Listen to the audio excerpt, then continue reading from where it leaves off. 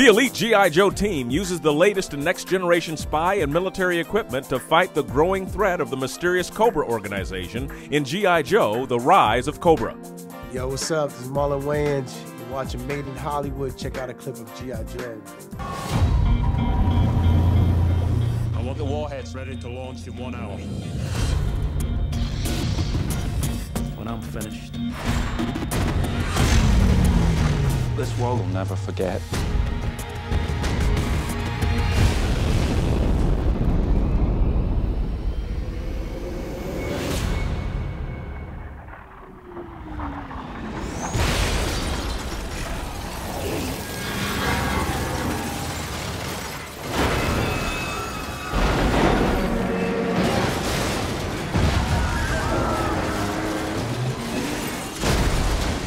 Obviously, there's a lot of action in this movie, a lot of green screen and stuff like that. I'd like to know from each of you, what was that like? You know, look, it's a little floorless at times when you're doing, you know, a green screen thing because you don't know what's around you. You know, the director does. He has it all sort of half planned out in his head. And then, you know, then the CGI gurus come in and paint it all in. But then they're like, all right, explosion over here, duck. And you're like, oh, okay. And you're supposed to scream, and you don't know how big the scream is. You don't know how big the explosion's going to be. But, you know, at the end of the day, you're just acting with another actor. We have never faced a threat like this. A team is being assembled.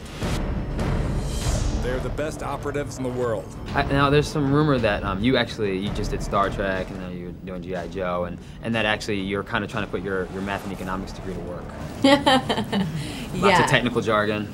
Yes, playing Scarlet was fun because there was a lot of technical jargon, and anytime one of the boys had a difficult word to say, he would try to get Steven, especially Marlon, he would try to get Steven to make me say that line, to make Scarlet say that line. And there was this scene that we did, and we were checking out the nanomites, and at the beginning of the scene, everybody was supposed to have a line. And by the end of the scene, Scarlet was the only one talking because nobody wanted to say some of the complicated words. I'm sitting here with Wayne, Senior Vice President from Hasbro, who's going to take us through sort of the beginning and let us know how the design works, where G.I. Joe started, sort of where it's moving to, and explain a little bit about the figures. So, Wayne, if you wouldn't mind. Yeah, not a problem. You know, Hasbro actually invented the action figure term back in 1964 when we launched G.I. Joe. These are the original four: a sailor, a marine, a pilot, and a soldier.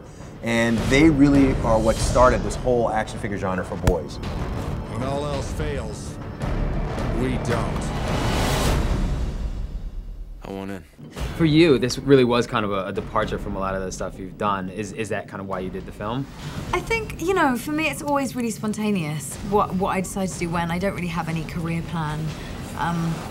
And after this, I'm doing a play on Broadway, so it's all, I like to switch it up. And it's kind of like, you know, I had to, you know, scale it back.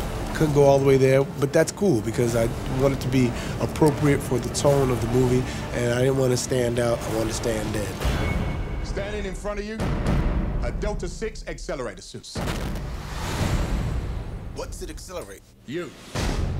So you have had a busy summer, wouldn't you say? Yeah. Number one movie so far this year. So far. And busy as a hell. new one coming out that I think there's some fairly high expectations for. Yeah, it's exciting. What was it like to develop a film, you know, from action figures and kind of take it from, you know, soup to nuts? Well, G.I. Joe is really based on the comic book. And, I mean, really, if you try to do an action figure, you know, you sort of go, now what? You know, like, you know, Larry Hama created a great comic book, and we had to draw over 300 comic books and animated shows. So we had a lot of stories we could reach from and a lot of character development. And then in 1982, the real kind of beginning of the Joe versus Cobra saga that Rise of Cobra is all about started here, and you had vehicles and characters. It was phenomenal. We really had a great time. And then you moved to Steve Summers, fell in love with this, and came up with the origin story, The Rise of Cobra. And we have over 50 action figures right now, Cobra figures, G.I. Joe figures, and then of course the iconic leads, you know, Baroness, Duke, Ripcord, General Hawk. This is General Hawk. Mission is a go. And for you, obviously, you've seen the Love physical movies. Yeah, I mean, this was a step for me to go and take on a huge movie like this. I hadn't done anything this big at all, even close to it. But yeah, I tend to like physical roles. I think it's a whole nother layer to a character. Here they come.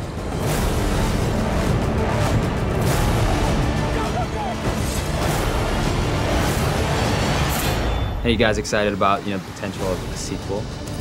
We are. We would love to. I mean, if we make another one, it's a sign that people have enjoyed it, and that's what we set out to do. You got hundreds of stories you could tell here, you know. What was fun is in getting involved in the relationships between these characters in particular.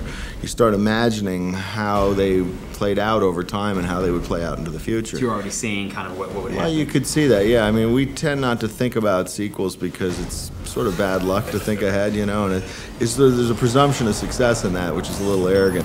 We all had such a good time making it. I think going back and doing another one would be equally as fun. Yeah. Any thoughts on where the story should go? Cobra Island we're rooting for, so we get Yes. to shoot in Hawaii. Some or Bora Bora or fantastic something. location. Yeah, I'm up for a little bit of surfing Baroness. Yeah, we're trying to do it locations based because they haven't told us. They're very secretive. I'm sure they have ideas. We're running out of time. It's just...